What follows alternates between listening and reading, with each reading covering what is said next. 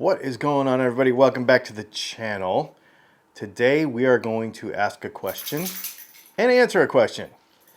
If pickups are basically just this and a few of these magnets, then what makes one clear and beautiful and awesome and super easy to use and versatile, and one just kind of a muddy mess?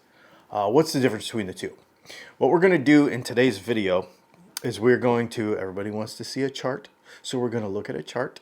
We're going to do a demo. I'm going to show you in practical terms with a guitar. What this is not going to be is vintage versus modern, cheap versus expensive. What I want you to do with this is think about signal integrity, right? The sound that you're trying to make, does the pickup do it? Does it do it or not? Because the answer is not the same for everybody. The right pickup's not the same for everybody, right?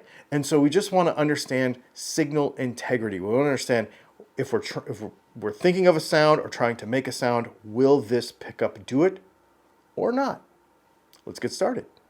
First things first, we need to understand what a pickup is. It's a transducer. What is the definition of a transducer? It is something that takes one form of energy and transforms it into another sort of energy. In this instance, we're talking kinetic energy, which is motion, vibration of the string, so the actual kinetic energy of the string moving back and forth, turning it into electricity that comes out here. Okay, so it's just motion to electricity. That's what it does. Now, a common misconception is that a pickup is a microphone, because in some languages, the word translates almost literally to microphone.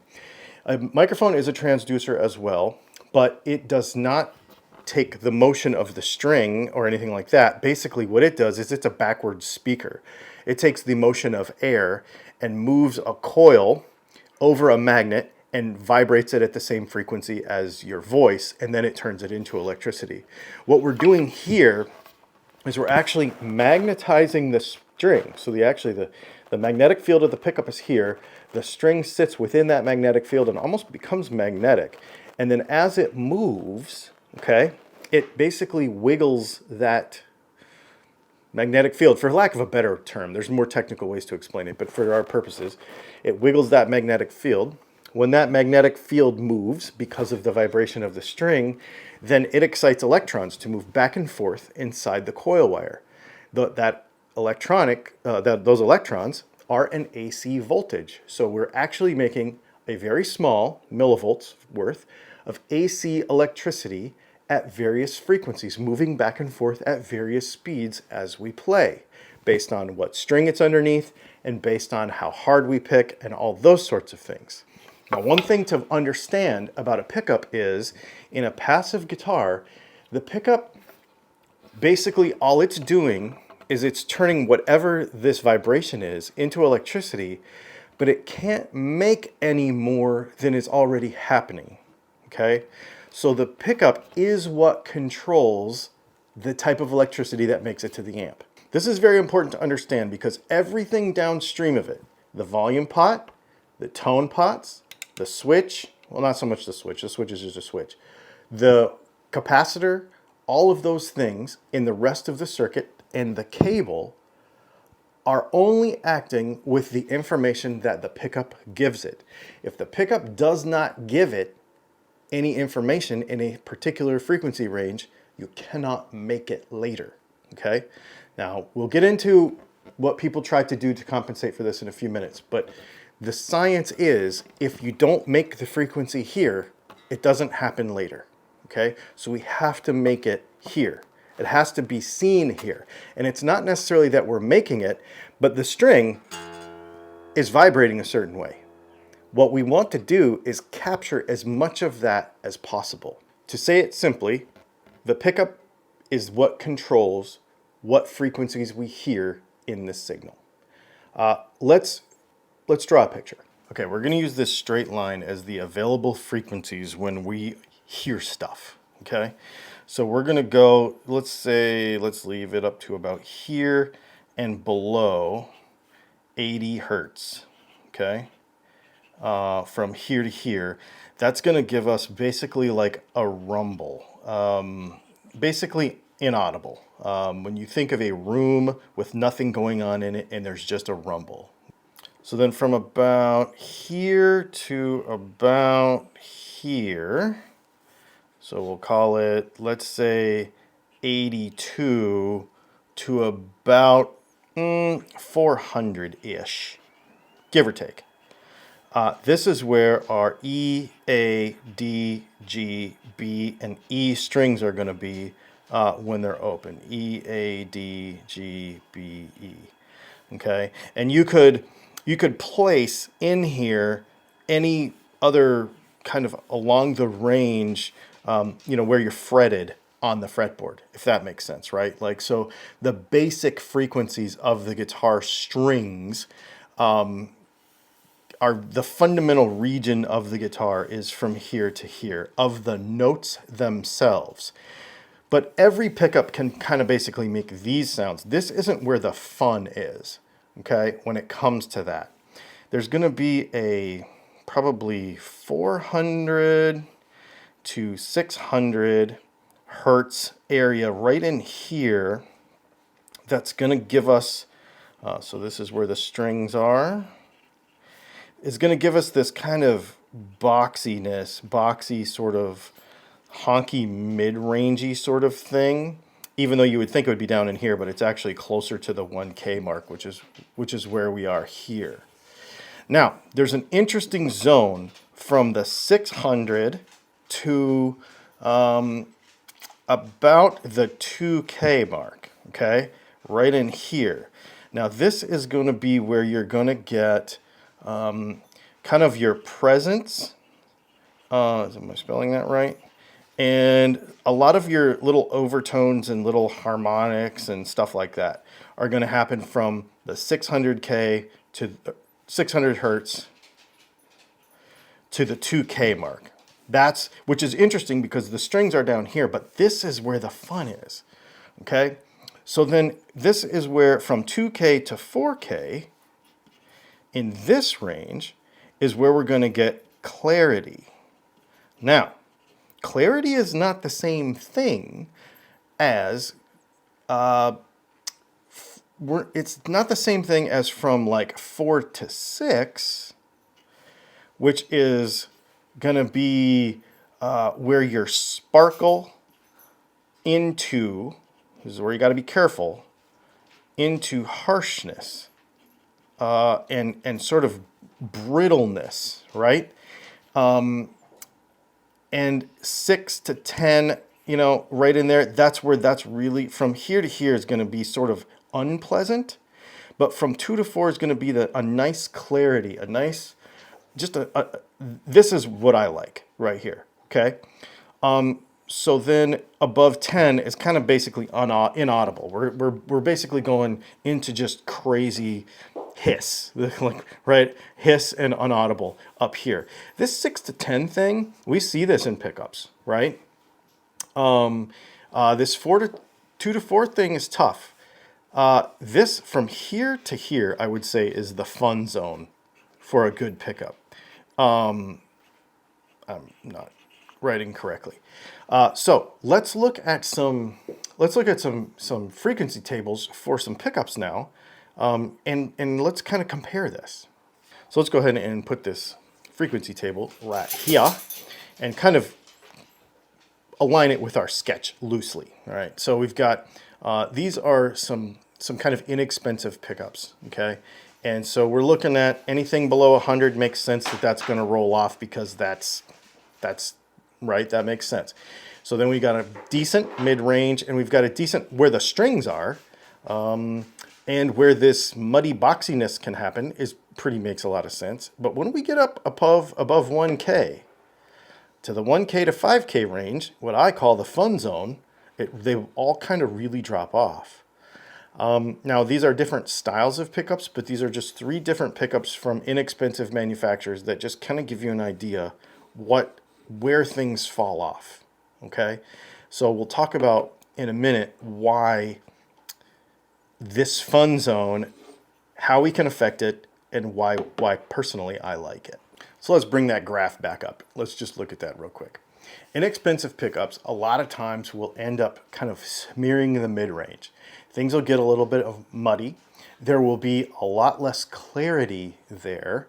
And the other thing that will happen is those transients, those kind of fun sort of harmonics and transients that happen when you play a guitar and make the guitar feel nice and lively, end up kind of getting smushed in that range on an inexpensive pickup. The other thing that will happen is, as a result of all of this, is you'll lose like string to string clarity when you slam a big chord with a lot of overdrive, for example. And so those things start to go away. You have to remember that when we talk about the pickup, it doesn't make anything. It just changes motion to electricity. So a good pickup doesn't make clarity. It doesn't make a frequency, right? It preserves clarity. It preserves mid-range. When we have these things not present in a pickup, it's because they've been filtered out. That's why you can't put them back in later. Now you can try with like a graphic equalizer, but the problem is what you're doing is you're boosting this area of the frequency range, or this area of the frequency range with a right? But if it's not there, then all you're doing is boosting whatever's there, and it becomes noise. So it's not the most accurate way to do it. We need to make sure that we've preserved as much of the signal as possible with the pickup itself. So let's grab a guitar and let's talk about how this practically affects how we play. All right, so let's translate this to real playing. So we're going to start, actually, everybody wants to start with clean, but we're going to start with some dirty tones here. When a frequency doesn't exist because it's gone, like it hasn't been made because the pickup's not been good, then anytime there's any compression introduced, any sort of natural compression, even when it's not totally overdriven, all the way to overdriven sounds, you just get mush. When the pickup is really good, you retain clarity between notes because those frequencies are there and they don't just get chopped off because they don't exist already. So you end up with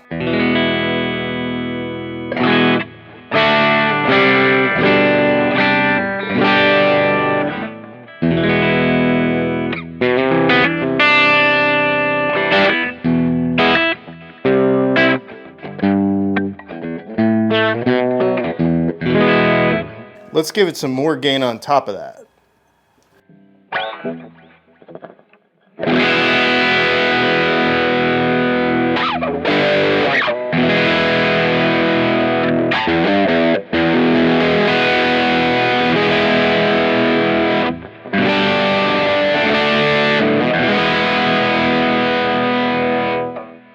No matter how much we give it, clarity is maintained.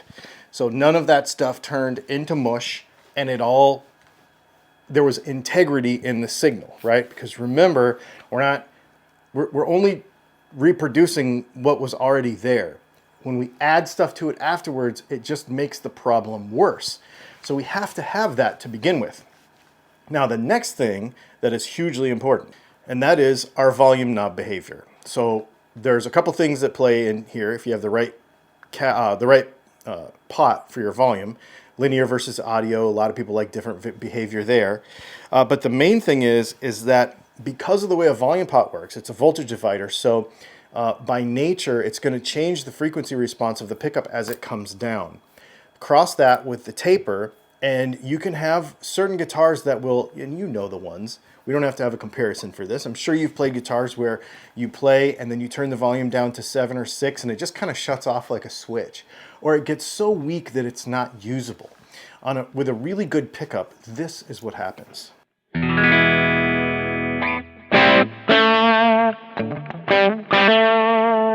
Let's turn this down to about 7.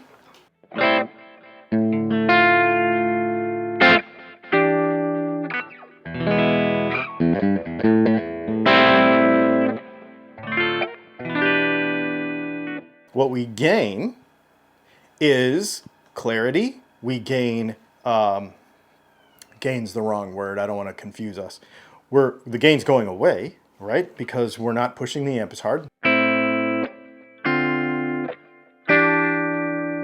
And on that edge of breakup that we've introduced by turning the volume down, now we have this touch sensitivity that's amazing.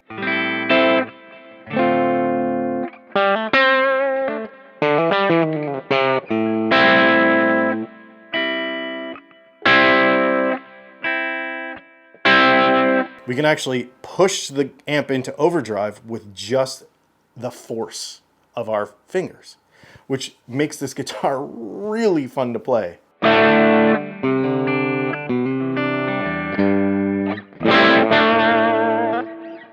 And even at 10,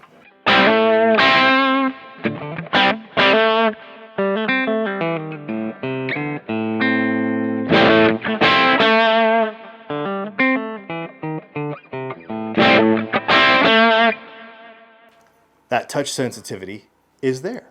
So if you turn your volume down and the signal just kind of collapses, if it gets very, very muddy, those kinds of things are that's a different pickup, right? I hate to say the difference between a good pickup and a bad pickup, but for my purposes it is. I want that to happen. I want all of this. Now, here's the question. Does it really matter? Replacing the pickups in your guitar may not be a thing. It may not matter. The guitar that you have, the amp that you have, the way you play may mesh together perfectly and you may have exactly what you want. And there's no need to worry about it. It doesn't matter if it's a $200 guitar or a $10,000 guitar. If the combination that you're using together works, it works. Not all amps and all guitars, pickup types, compression, various adjustments all work together the same way. Also, because we were really able to demonstrate this with the way we play, right, the force that we use, I may need something different out of a pickup than you need out of a pickup, right? So there's no one answer for this. It's not just buy a fancy pickup and put it in guitar, it's going to solve all your problems. You have to understand what the problem you want to solve is, and is this going to solve that problem? There are obviously many, many very inexpensive guitars that have made great music over many, many years with quote unquote bad pickups in them. They've been awesome, right? Comment in the description below if you can think of like a cheap guitar that made a great song, because there are the place for that. So the point is not, should every pickup be some boutique amazing pickup? It should be, does it do the job that you want it to do? If it doesn't, then you can start going down this road of trying to understand it. I'll warn you, once you play a pickup that does this, you might not ever want to go back with one or two of your guitars. Like I said, there might be some of those guitars that you leave alone because you like them the way they are.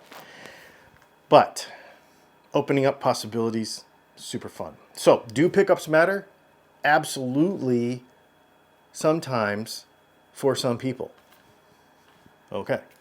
Do me a favor. Let me know what your favorite pickup is. Let me know what your pickup problem is, what the solution was. Get in the comments and let's chat about this. If you want to buy good stuff like this here guitar, for example, or the pickups that are in it, you can go to DylanTalksTone, scan that little thing on the screen, and you'll be able to go there. Thank you so much for hanging out and talking about pickup stuff with me today. We'll see you in the next video.